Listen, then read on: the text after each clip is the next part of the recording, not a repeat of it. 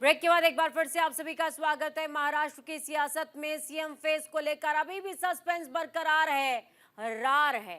मुंबई से लेकर दिल्ली तक बैठकों का दौर है जारी और बीजेपी कर रही है अपना सीएम बनाने की तैयारी। बीजेपी केंद्रीय पर्यवेक्षकों की एक टीम भेजने वाली है और दूसरी तरफ शिंदे गुट के दिल में मलाल से हाल बेहाल है। प्रधानमंत्री मोदी से मिलने को तैयार है, समय मांग रहे हैं मिलने का। शिंदे गुट के नेता प्रधानमंत्री नरेंद्र मोदी से मिलने का समय मांग रहे हैं। महाराष्ट्र चुनाव में महायुति गठबंधन ने बम्पर जीत तो दर्ज कर ली, लेकिन सीएम के नाम का अभी तक औपचारिक ऐलान नहीं हो पाया है। महायुति सरकार में शामिल शिवसेना का एकनाथ शिंदे गुट सीएम पद पर ताल ठोक रहा है। आपको बता दें, शिंदे गुट के सांसद पीएम नरेंद्र मोदी से मिलने का समय मांग रहे हैं, तो ये लगभग तय है कि देवेंद्र फडणवीस ही महाराष्ट्र के अगले सीएम होंगे। इसका औपचारिक ऐलान हालांकि नहीं हुआ है और इसी वजह से चर्चाएं ही चर्चाएं हैं। चर्चाएं कितनी कोरी हैं, कितनी ठोस, कितनी खोखली, कितनी मजबूत, ये चेहरे के ऐलान के बाद पता चलेगा।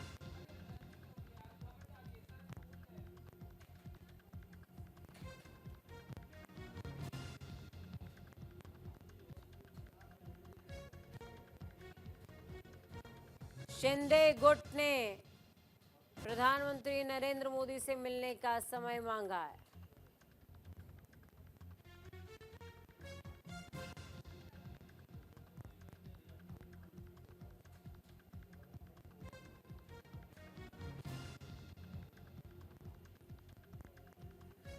तो महाराष्ट्र में सीएम फेस को लेकर सस्पेंस अभी भी बरकरार है।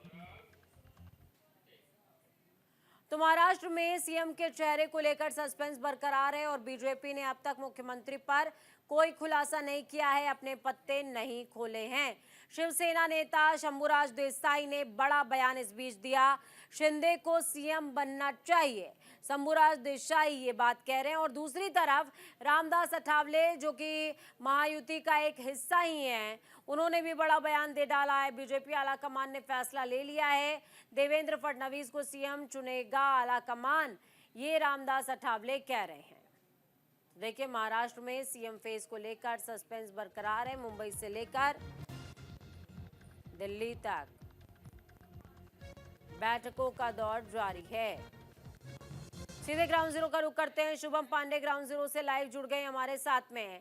शुभम, महाराष्ट्र की सियासत में बम्पर जीत तो दर्ज कर ली महायुति ने, लेकिन जीत के बावजूद भी शायद पूरी जीत अभी बाकी है, क्योंकि जिक्र एक बात का शुरू हो गया था कि आंकड़े तो दिलचस्प है, लेकिन इन आंकड़ों के जाल में कहीं खुद ही ना फंस जाएं। फंसते हुए नजर भी आ रहे हैं देवेंद्र फडणवीस का चेहरा। रामदास अठावले ने ऐलान कर दिया कि उनको बनना चाहिए मुख्यमंत्री। एकनाथ शिंदे गुट नाराज हो गया, समय मांग रहा है प्रधानमंत्री से मिलने का। क्या खिचड़ी पक रही है? देखिए, सत्ता की जो कुर्सी होती है वो ऐसी ही होती है। जब ज्यादा सीटें आ गई तो लालच सबके मन में आ जाएगा। बीजेपी के साथ यही हो रहा है। बीजेपी ने भले ही बातें कही थी कि हमारा सीएम का चेहरा जिसके लिए तुम चुनाव लड़ रहे हैं वही सीएम बने। अब 132 सीटें आ गई, सबसे बड़ी पार्टी है, तो बीजेपी, आरएसएस और चाहे वो कोई भी बड़ा नेता हो या पार्टी के आला कमान क्यों न हो, वो चाहेंगे कि भाई हमारा आदमी सीएम बने। अब शिंदे गुट की तरफ से ये ट्वीट किया जा रहा है कि एक नाथ है तो सिर्फ पूजा अर्चनाएं की जा रही है कि एकनाथ शिंदे बतौर मुख्यमंत्री शपथ ले, लेकिन उन्हें डिप्टी सीएम बनाने की बात कही जा रही है। तो खिचड़ी तो पक रही है। अब तीनों नेता जाएंगे, दिल्ली मिलेंगे। अजित पवार गुट की ओर से समर्थन जा चुका है। तो दो पार्टियां जब चाह रही हैं कि देवेंद्र फडणवीस ही सीएम बने, एकनाथ शिंदे, जाहिर सी बात है 2.5 साल मुख्यमंत्री जो रुतबा पाए हैं, जो शोहरत मिली, जो नाम कमाया, अब डिप्टी सीएम में थोड़ी इमेज वो बन पाएगी या वो उस तरह से थोड़ी काम कर पाएंगे। ये सारी चीजें हैं जिस पर अब चर्चा करनी होगी, जिक्र करना होगा। अब कोई न कोई सब कुछ खुश थोड़ी दे सकता है, क्योंकि तीन तिगाड़ा काम बिगाड़ा, ये तो पहले ही कहावत है। तो जहां तीन बड़े नेता आ जाएंगे वहां पर एक न एक तो थोड़ी सी खुशी होगी, कोई मायूस होगा, कोई देखिए, संतुष्ट अभी नहीं होगा, अभी कोई तक ये लग रहा था कि आगामी दिनों के अंदर बिहार में चुनाव होने वाले हैं शुभम, और बिहार में चुनाव के दौरान बीजेपी कोई ऐसा मैसेज नहीं देगी कि आगे के लिए दिक्कत हो जाए।